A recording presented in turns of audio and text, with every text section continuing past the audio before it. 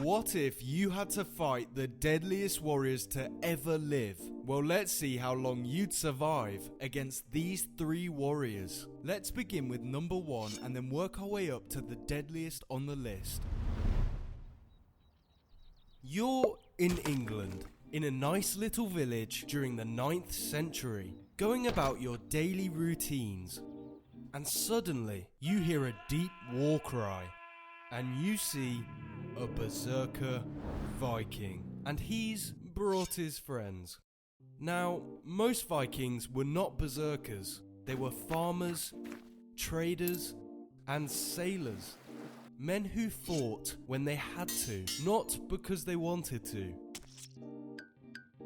A normal Viking trained to survive battle. He fought in formation, protected the man next to him, and expected to come home alive. But a berserker didn't bother with any of that.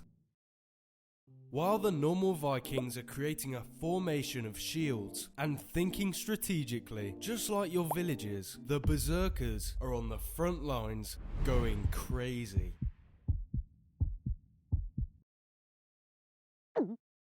They're armed with swords, heavy axes, and spears, with minimal armor and predator skins.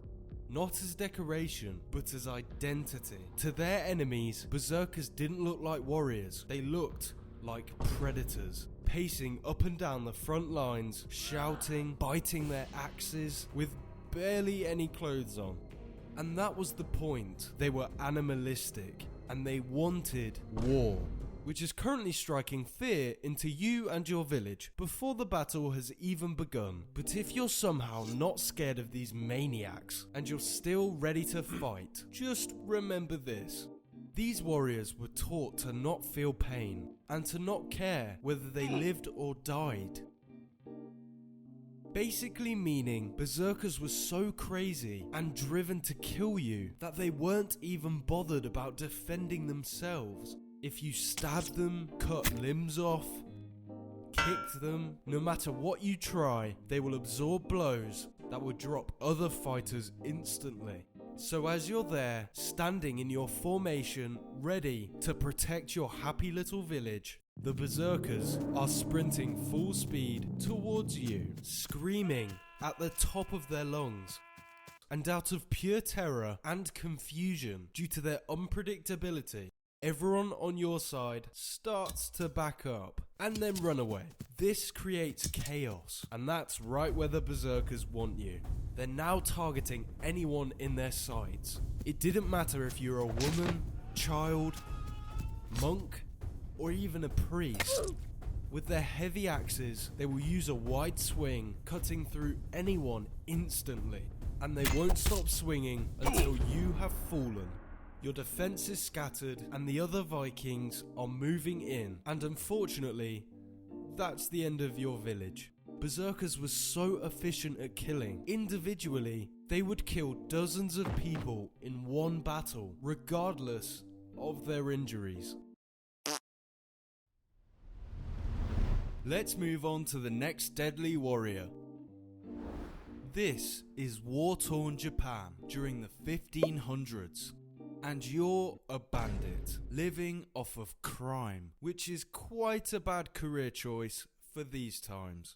Because there's one thing you fear more than hunger or a rival gang, and that's the samurai warriors. Especially since you're a bandit.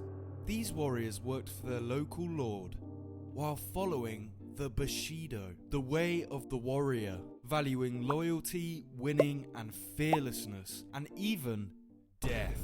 Meaning they were hardened killers, and the only thing that mattered was serving their lords however it seemed necessary. Now you've just committed a crime in a small village, and you are on the run.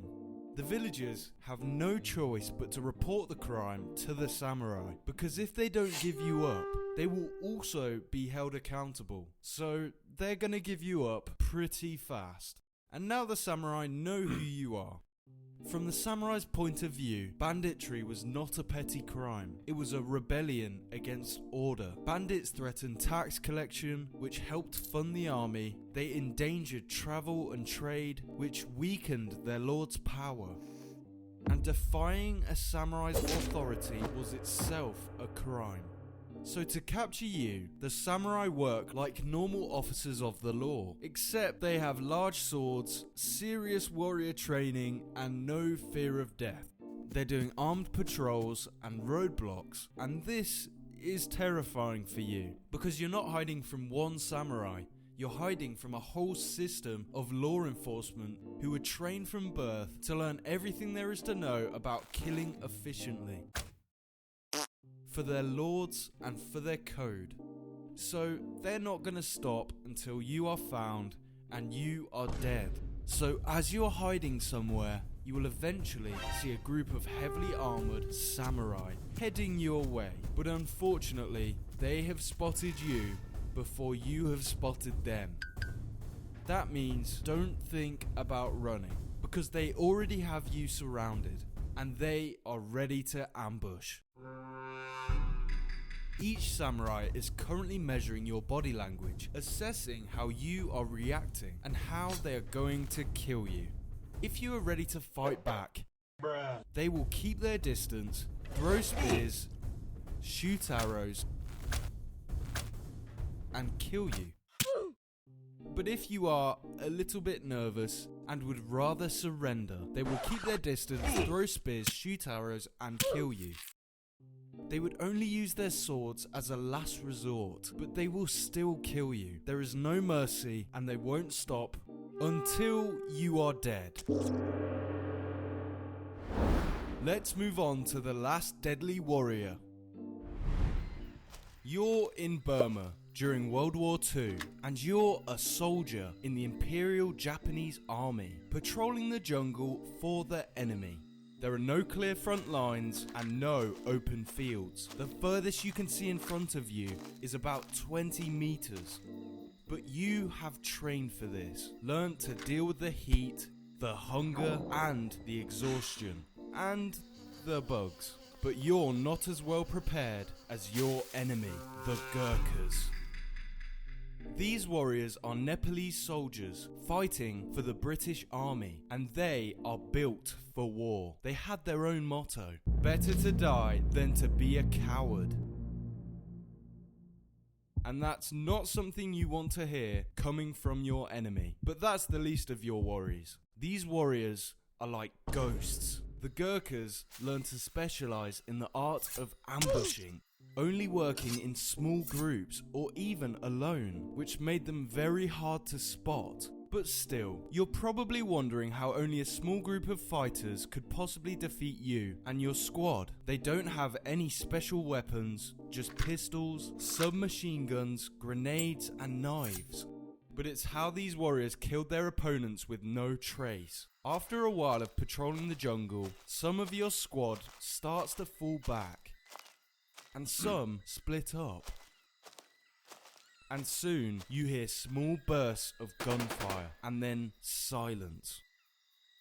You shout for your squad, but there's no response. The Gurkhas wait till the right moment to strike, watching your every move. As you're pushing through the dense jungle, tired, hungry, and scared a Gurkha might jump out at you, but they don't. But instead, a grenade drops from the trees.